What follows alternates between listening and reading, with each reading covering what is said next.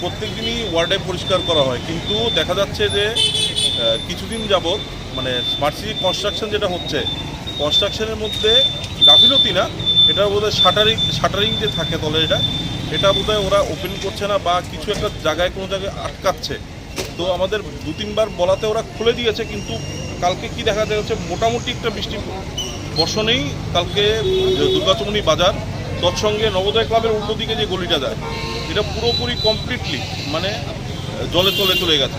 তো আজকে smart city যার প্রজেক্ট ম্যানেজার আছে ওদেরকে এনে আপনার দেখানো হয়েছে যে কতটুকু কী জলের প্রবলেম।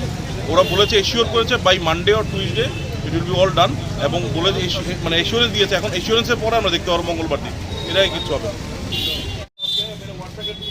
हम लोग 9 बजे से यहाँ पे किया है, पूरा शटरिंग है, पूरा यहाँ पर कैक्टोमनी से जो भी रामनगर 2 से कैक्टोमनी तक पूरा अंदर में पूरा शटरिंग है।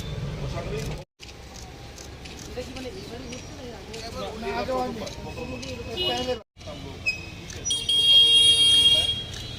था, ठीक है, और मॉर्निंग में था इतना।